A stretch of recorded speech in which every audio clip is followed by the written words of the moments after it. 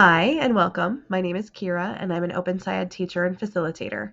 In this video, I'll be going through lesson 7 of the Light and Matter unit. This is an exciting lesson because we can finally put all of the pieces of our phenomenon puzzle together and we can also celebrate our learning. Let's get going.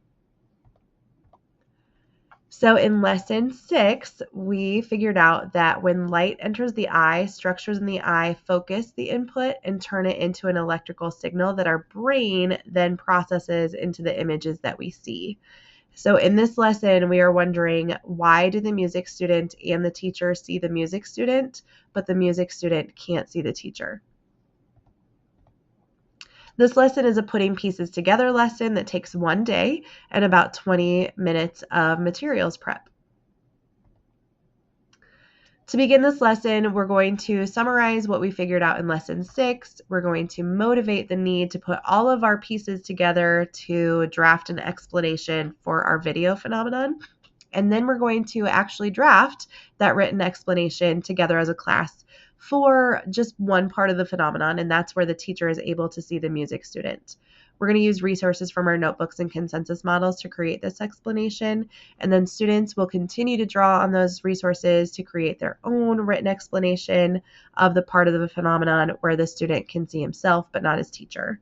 And once students have finished their explanations, they're going to self-assess their writing for any revisions that might be needed, and then they're going to share their explanations with peers to receive peer feedback. Students are going to draft a revised explanation, turn that in, and then we will celebrate that we have finished explaining our video phenomenon.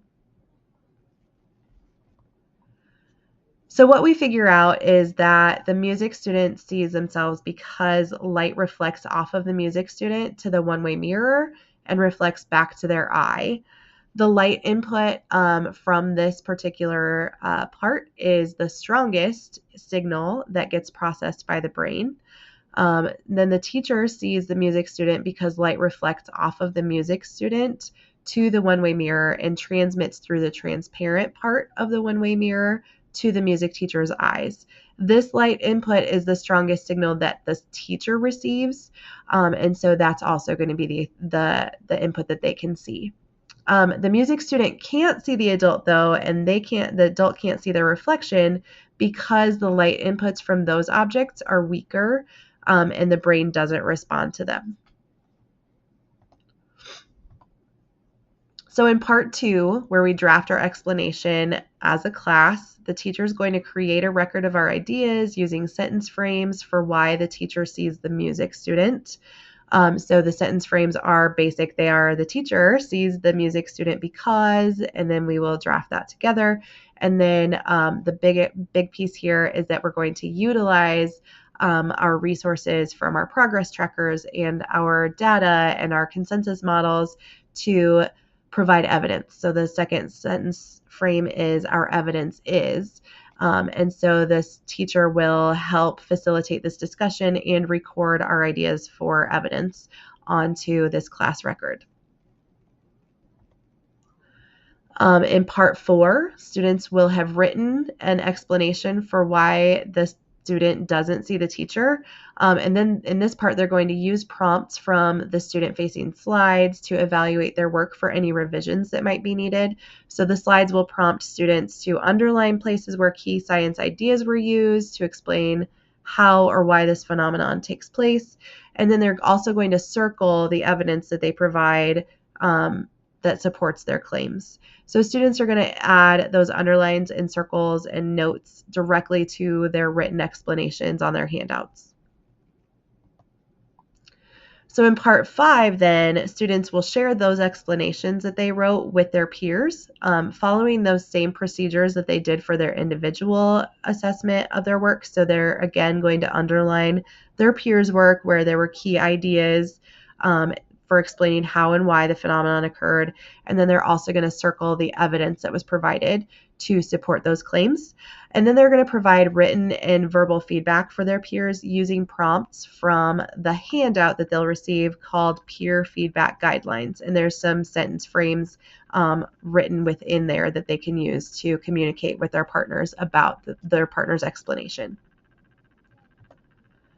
So where do we go from here? We are so excited and happy that we can explain our phenomenon, but we also notice as we kind of looked through our self-documentation collection throughout the unit that sometimes we're seeing that regular glass can also act as a one-way mirror. And so we're motivating the need to investigate this a little bit further in our next lesson. Okay, so it may be helpful when we get to that peer feedback section of the lesson. It may be helpful to revisit norms and maybe even give students a norm to focus on as they work with their classmates. That's just going to help keep the discussions focused on the learning and the feedback that can be provided. And it's also going to help them when they decide that they're going to make actionable feedback. I've also found that sometimes when we do this part, my students aren't sure what to look for when they're providing feedback to their peers. And so in order to ensure that their feedback is actionable and appropriate, I often preface the peer feedback part of the lesson with a discussion about what students suggested for themselves as revisions in the self-assessment part.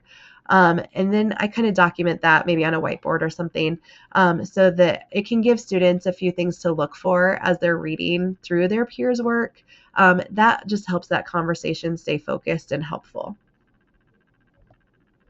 We don't have any new words to add to our word wall. And poster-wise, we're kind of on the tail end of this as well. So we will refer back to our consensus models from lessons 5 and 6. We will also look at our science ideas chart that we've been updating throughout. And then the only material that we create for this lesson is that first part of our explanation. The teacher is going to create a class record of our ideas for why the teacher can see the student. Okay, so that concludes lesson 7. We are entering into the final lesson for this unit. So I'm hoping that lesson 7 goes well for you, and I hope again to see you when we go through lesson 8.